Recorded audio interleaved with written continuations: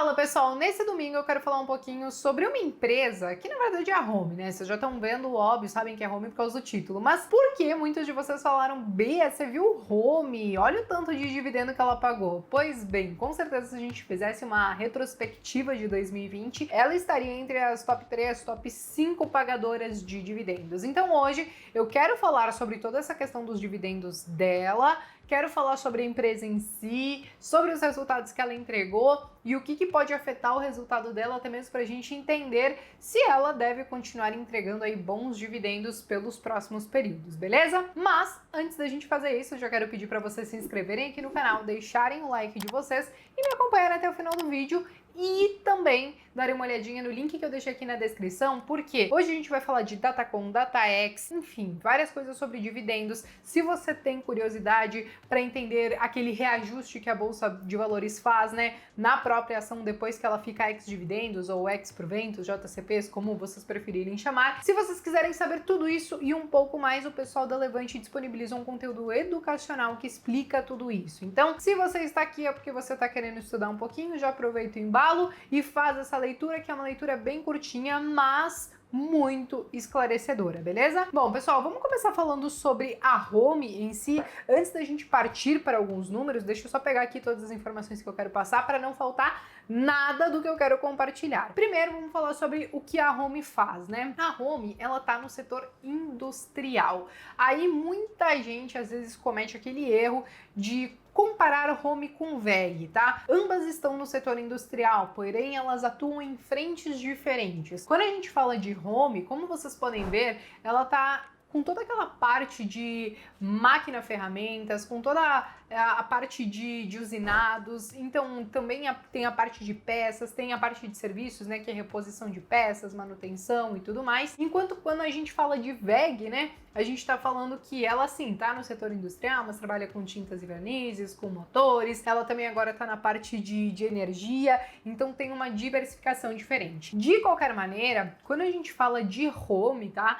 apesar dela ter sofrido um pouquinho durante essa pandemia, assim como vários outros papéis sofreram, tiveram uma grande queda e tudo mais, ela está com uma alta acumulada de mais de 21%. E ainda quando a gente fala de um retorno dela, né, o retorno dos últimos 12 meses, caso você tivesse aplicado algum dinheiro nela, você teria um retorno de 34%, considerando todos os proventos pagos também. Então, é um retorno sim muito bom, provavelmente quem já era acionista da empresa não está reclamando, mas vamos a alguns números importantes, né? Quando a gente fala de Home, ela tem aí a maior parte da sua receita aqui no Brasil, em torno de 61%, e isso muitos acabam enxergando como um contra, vamos dizer assim, porque na verdade, dependendo como está a nossa economia, a gente pode ter uma demanda maior ou menor, e isso afetar o resultado da Home. E aí vocês devem estar pensando, poxa Bia, mas a gente passou por uma crise nesse momento, como que ela conseguiu entregar bons resultados e distribuir tudo isso de dividendos? Bom, parte da receita dela também é dolarizada. Então, quando a gente pega parte da receita dela, tá na Europa, 26% aproximadamente. Então, quando a gente tem um real desvalorizado, isso ela também explicou no próprio release dela desse terceiro trimestre de 2020, isso tende a favorecer o resultado dela. Então é claro que quando a gente fala de Home, a gente precisa olhar o que está acontecendo na economia, como que está a desvalorização ou valorização do real, porque tudo isso pode afetar o resultado dela. Em um período onde as indústrias ficam paradas, onde as pessoas estão com receio de fazer investimentos, não somente no Brasil, mas no mundo inteiro, né? Então, com certeza, o resultado dela poderia ser afetado também. Tanto que eu quero compartilhar com vocês a questão do lucro dela, né? Então, o que a gente vê? Que em alguns momentos ela teve aí um pequeno prejuízo e de alguns anos para cá ela vem entregando um lucro aí consistente e crescente, quando a gente fala de 2017, 18, 19. Agora, em 2020, se a gente considerar os últimos 12 meses, ela já tem um lucro acumulado de mais de 107 milhões. E somente nesse último terceiro trimestre de 2020, ela entregou um lucro líquido de 36,12 milhões de reais. Então, neste ano de 2020, ela deve repetir aí a boa performance que ela teve em 2019 e por isso, gente, que acaba refletindo inclusive nos dividendos. Mas antes de falar dos dividendos, vamos olhar alguns outros pontos, né? Ela entregou esse lucro líquido muito por conta do aumento na receita, né? Então, ela teve um aumento na demanda principalmente do mercado externo e ela entregou aí tudo isso com uma margem de 12,74% e um ROI de 13,31%. Considero que são números bons, a gente gostaria de ver aí um ROI acima de 10%, a gente tem mais de 13%. Já quando a gente fala da dívida dela, ela está sendo negociada aí quando a gente olha a dívida líquida pelo EBITDA em aproximadamente 2 vezes o EBITDA, né? Um pouquinho mais. Então ela tem uma dívida aí controlada, não vejo ela como uma empresa muito alavancada, então nesse ponto tá tudo ok. Agora, voltando um pouquinho naquela questão de VEG, que muitos tentam fazer um comparativo, o que acontece? Muita gente fala, Bea, eu sei que são empresas diferentes, mas eu optei por Home porque eu acho que ela está um pouco mais barata, né? A gente não pode olhar somente isso, né? A gente precisa também entender a capacidade de crescimento dessas empresas. Então, quando a gente olha o KGR, e se você não sabe o que é isso, eu já fiz um vídeo pílula aqui no canal explicando, vou deixar o link para você assistir depois, mas quando a gente fala do crescimento da receita líquida dela nos últimos 5 anos, quando a gente fala de Home, ficou aí na casa dos 7,65%. E quando a gente fala de VEG, ficou na casa dos 12,19%. Então, eventualmente, essa disparidade de preços, é claro que tem muito a questão da função do mercado, que muita gente acabou, enfim, indo na onda, comprando VEG e tudo mais, mas tem essa própria questão do crescimento. A VEG, ela tem crescido muito mais do que uma própria Home. A Home, ela é uma small cap, ela segue crescendo, ela tem números bons e redondinhos, mas quando a gente vai fazer essa comparação, a gente começa a ver uma diferença.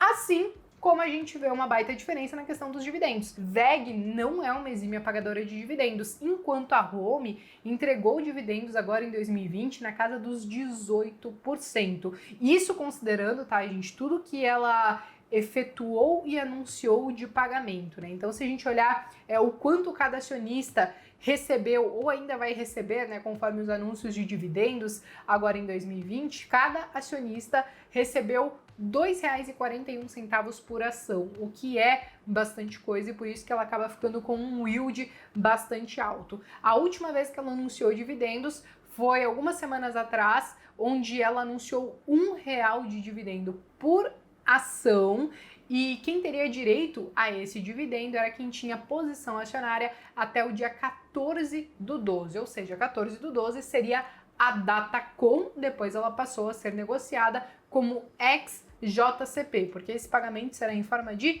JCP. E esse pagamento vai acontecer no dia 26 de janeiro. Então ela anunciou agora em dezembro, mas o pagamento será apenas em janeiro. E aí vocês devem estar perguntando, poxa, Bea, você falou 18%, isso é muita coisa. Sempre foi assim? Não, gente, nem sempre foi assim. Eu fiz um gráficozinho aqui bem meia boca que eu esbocei no Excel para mostrar para vocês a progressão dela, né, nos dividendos. Então, em 2016, ela pagou aí menos de 2%. Quando a gente fala de 2017, menos de 1%, foi muito pouquinho mesmo, quase zero. Quando a gente fala de 2018, aí sim ela deu um boom ali de dividendos, conseguiu passar da casa dos 10%, 11%. Em 2019 ela manteve nessa mesma faixa e agora em 2020 ela já está chegando aí nos seus 18%. Então ela vem crescendo os seus dividendos ao longo dos anos, mas quando a gente vai fazer uma média aí dos últimos 5 anos, fica algo na casa de 5,95% do dividend yield, né?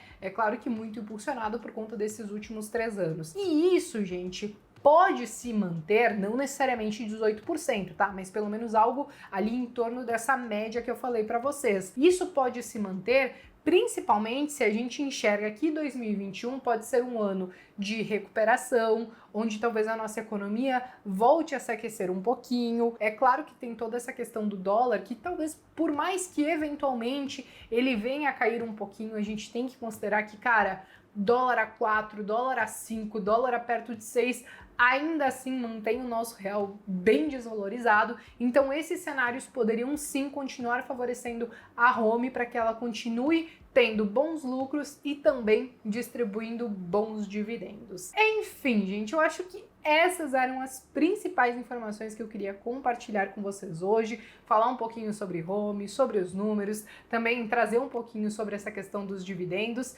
e eu espero que vocês tenham gostado. E também, se você ficou com alguma dúvida, inclusive, né, sobre toda essa questão de dividendos, lembrem-se que o material de apoio está gratuito aqui na descrição para vocês, tá? De qualquer maneira, podem fazer os seus pedidos aí do que vocês estão querendo ver aqui no canal, agora nesse final de ano ou também no início do ano que vem, que a gente segue aí nessa mesma toada de entregar conteúdos que vocês estão solicitando também. E se você chegou até o final do vídeo e ainda não deixou o seu like, faça isso, se inscreva no canal e eu vejo vocês então no próximo vídeo.